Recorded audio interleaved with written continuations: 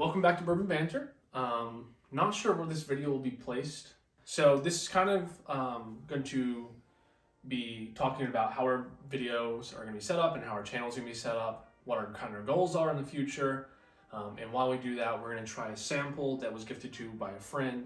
I know what it is, Jared does not. I don't know what it is. I know for a fact that neither of us have had this before though. We'll eventually be moving to a better more about it, but area. Whole bar set up, more professional. But right now we're doing what we can, so we just want to get videos out to you guys. Yeah, he told me before this he was super excited about this, so I'm very excited. Ooh. Okay, I'm gonna let that open up for a minute. That definitely has like a markerish note to it right now. Yes. Sharpie. I was like, have you had the scented markers like when you were a kid? Yeah, that's like one of those, but like an apple. Yeah, that's not great right now. But I'll set it down for a minute, open up for sure while we talk about it. But so originally we're gonna start with 2 videos a week probably. Yeah. Monday will probably be like a review video of a new bottle or a bottle that we've had open that we kind of wanted to get out to you guys. Something that we've not done on the videos before, on the channel before. Yep. And then the second day, probably Thursday, is going to be our under $25 series. And so that series is going to look like one of us is going to bring a $25 or under bottle that week. We'll pour for both of us. We'll go through it as that person can kind of guess what the bottle is towards the end. And then we'll give it a rating, each out of 10, add those up to be 20 total. And then we'll have a leaderboard. A little leaderboard. Eventually, maybe we'll up the price range in the future, but for now, we'll start with 25. Just kind of see what we like, what's on the bottom shelf that is actually really good. Yeah. Maybe we should be moving to the medium shelf. This is something that we've kind of like cut our teeth on, like sure. the under $25 bottles. And so I think for a lot of people, there's a lot better stuff out there than you realize. And when I first started getting into bourbon and whiskey, that was what I was looking up on YouTube. I was about to say the same thing that I think. Cheap bottles, budget bottles. Best budget bottles. Best bottles are in 25. Best bottles are in 50. Best budget for proof. Whatever it looks like, that's what I was looking up. So I think there's kind of like a market for that. And we're honest. We don't have like a whole bunch of nice bourbon sitting around. So this is kind of our range, medium shelf stuff. So trying some of these lower shelf stuff is going to be interesting for me, but. This is definitely, I don't think is that. I think no, this is definitely over 25. I'm not sure retail on this bottle, actually. I know it's hard to find, definitely allocated. Allocated, okay. This will be one of the first more expensive bottles that I've had from this distillery. I'll tell you that as well. First more expensive bottles you have from this specific distillery? Yes. Upper end bottles, top shelf bottles that I've not had that many from here. I've had a few of their different, they don't really have low or bottom shelf offerings. Mid-shelf offerings I've had. Interesting. Yeah. I don't know where to go with that. It doesn't leave me anywhere.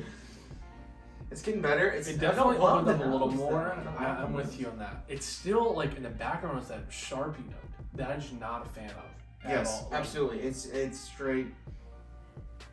I don't know. Purple Sharpie Expo marker, like in your face. Yeah. Maybe the palate's a little better. I'm gonna try that. Not what I expected. Very light. Mouthfeel is just like, it's very watery. Very sugar forward, but it's kind of creamy. Retail is even more than I thought. I will say this is an age-stated bourbon. Retail is $185. Retail's $185. Yeah. MSRP is $185. Is this a major distillery? Legacy? Not Legacy, no, but definitely popular. So this is, they kind of fine line between what they source and what they don't. This is pretty much kind of known to be sourced. Okay. This specific bottling of it. I'm getting, Bardstown? No. I would say like, I don't know, not similar to Bardstown, but like older than Bardstown for sure, but not Legacy. Oh, Legacy. Interesting. There could be a lot of things. It's a 10-year age statement. And this is the kicker that I think will really throw you off. It's a rye. Which is why I was so excited to try it. This is like first like top shelf rye I think I've had, like besides, it's probably first like achievable top shelf rye I've had. Interesting. Maybe that's why we're getting a little bit different notes than we're used to. It's definitely opened a lot now for me. A lot more. The palate's nice, actually. I like the palate. The finish is longer than I like. It's pretty long. It's sitting on my palate a lot. The nose has gotten better for me. That Sharpie note's starting to fade. I think the bottle must have just been open when the sample was given to us. Definitely a little better though for me now. It must be a low rye. So like 50s percentage. It's not spicy. I don't know. We carry some mash bill now too. Actually, a straight rye. That's crazy. I'm very surprised by that. The nose is getting really good actually.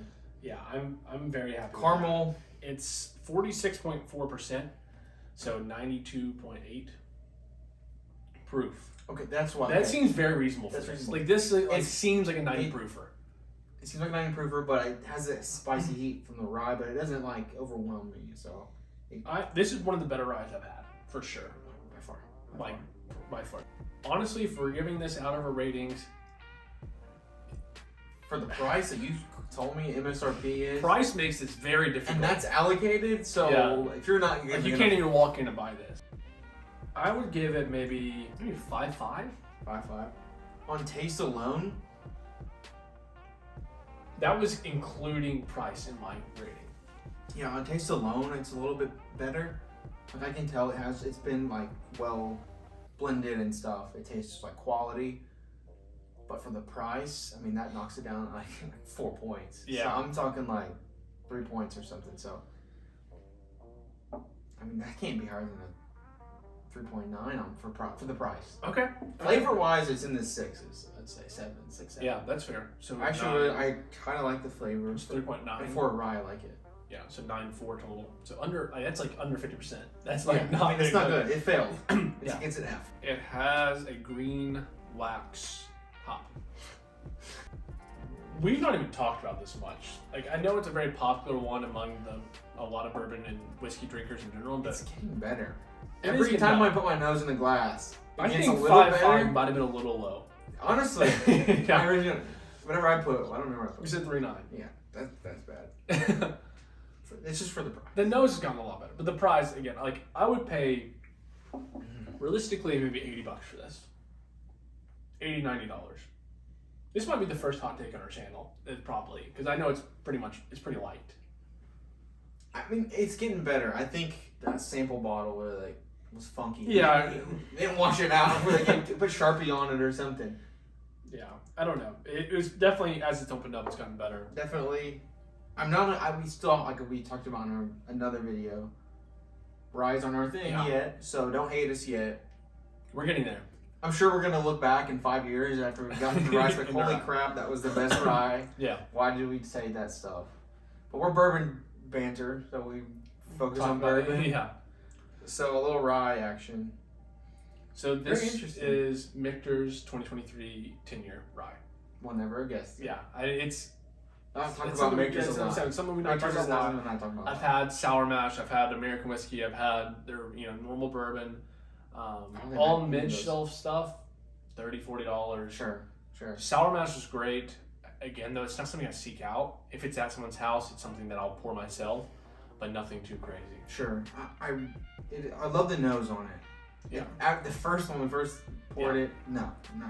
There's definitely Michter's bourbon stuff that I want to try more than this, but I was very excited when I got this sample. I was like, this is going to be a great one to try. Get your hands on. You can't get something to get your hands on super easy, and something that's a little outside of our comfort zone. That was the big thing to me too. I'm starting to get a little black pepper.